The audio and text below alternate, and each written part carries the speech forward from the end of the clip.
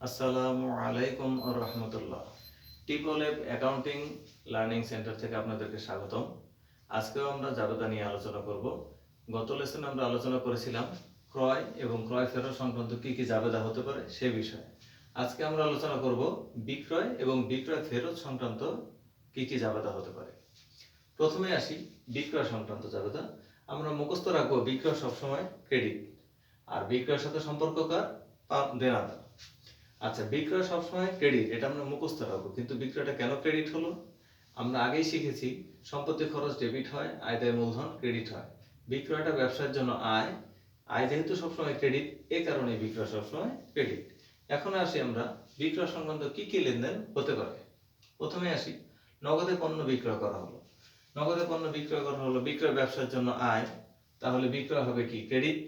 আর বিক্রি করলে ব্যবসাতে নগদ অর্থের আগমন ঘটে, তার মানে আমাদের সম্পত্তি বৃদ্ধি পায়, এই কারণে নগদান হিসাব হবে ডেবিট। ধারে পণ্য বিক্রয় করা হলো, বিক্রয় ব্যবসার জন্য আয়, এই কারণে বিক্রয় সবসময় কি হবে ক্রেডিট। আর ধারে পণ্য বিক্রি করেছি বা বাকিতে পণ্য বিক্রি করেছি, তার মানে আমরা গ্রাহকদের কাছ থেকে এখনো টাকাটা পাইনি, টাকাটা পাবো। পাবো মানে কি সম্পত্তি, এই কারণে দেনাদার হিসাব হবে কি ডেবিট। এরপরে আছে সাগরের নিকট পণ্য বিক্রয়, তো বিক্রয় ব্যবসার জন্য আয়, তাই বিক্রয় হিসাব হবে ক্রেডিট।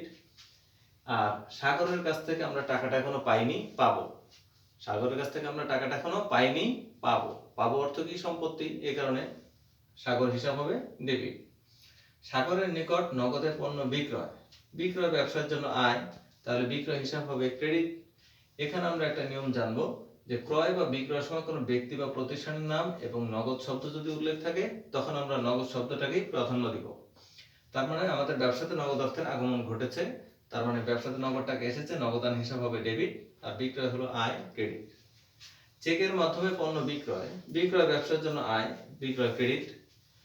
চেকের মাধ্যমে পণ্য বিক্রি করে আমাদের হাতে কিন্তু নগদ টাকা আসেনি, আমাদের কাছে একটা চেক এসেছে, আমরা এই চেকটা কি করি আমাদের ব্যাংকে জমা দিয়ে দিই, তার মানে আমাদের টাকাটা কোথায় জমা হবে আলটিমেটলি ব্যাংকে জমা হবে, এই কারণে আমরা বলবো ব্যাংক হিসাব ডেবিট আর বিক্রয় হিসাব ক্রেডিট।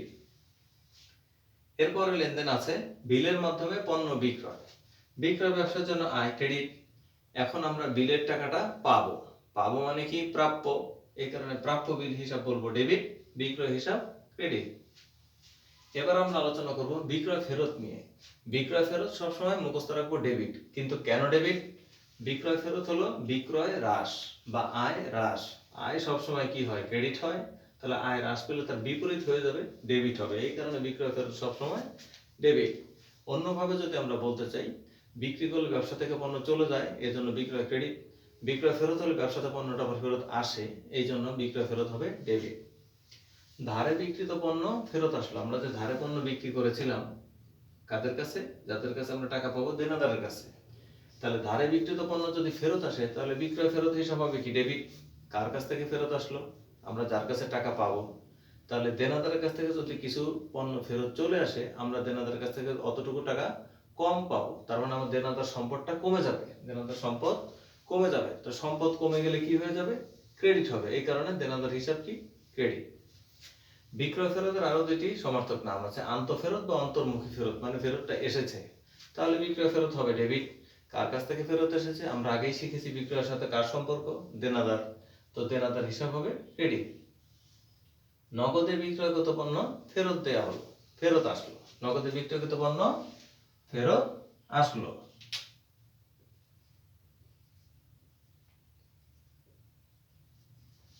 আমরা নগদে পণ্য বিক্রি করেছিলাম, সেই পণ্যটা এখন ফেরত এসেছে, সো বিক্রয় ফেরত হবে ডেবিট।